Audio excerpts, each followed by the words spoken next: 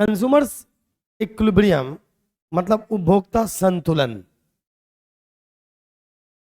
इसका डेफिनेशन देखिएगा है, it is a situation in which a consumer gets maximum satisfaction.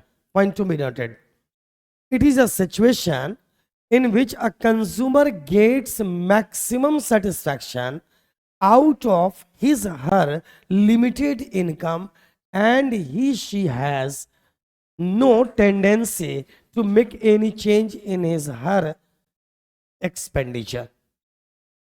मतलब यहां पर क्या है पॉइंट देखो, कंज्यूमर इक्विलिब्रियम एक ऐसा सिचुएशन है जहां पर एक कंज्यूमर को अपने लिमिटेड इनकम से मैक्सिमम सेटिस्फैक्शन प्राप्त होता है।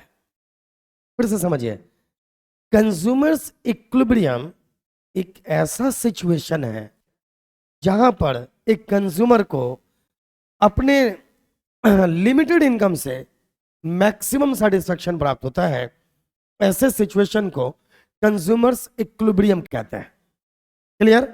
और यहां पर वो अपने टेंडेंसी में किसी भी तरह का बदलाव करने का भी इरादा नहीं रखता है। देखो,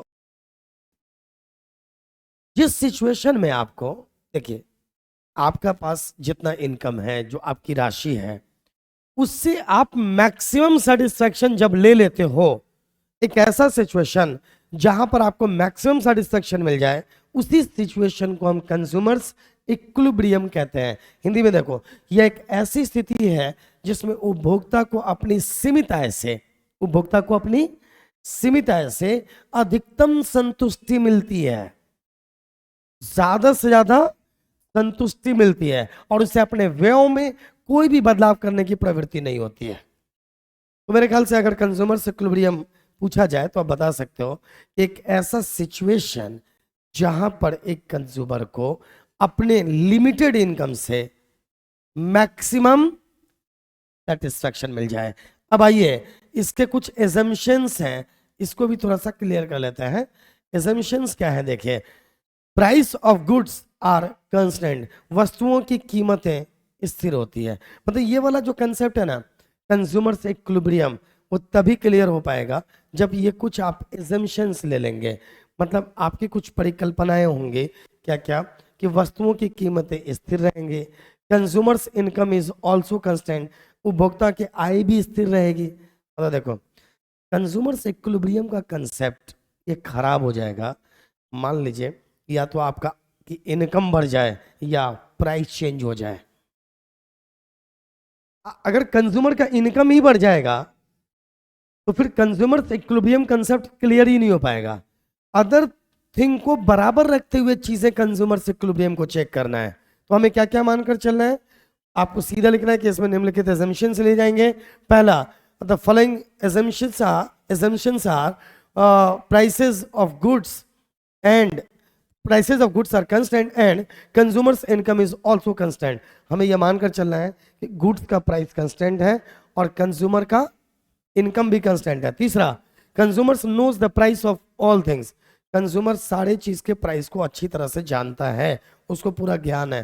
consumers can spend his income in A small quantities, है ना, उपभोक्ता अपनी आय को कम मात्रा में खर्च कर सकता है। ठीक है ना।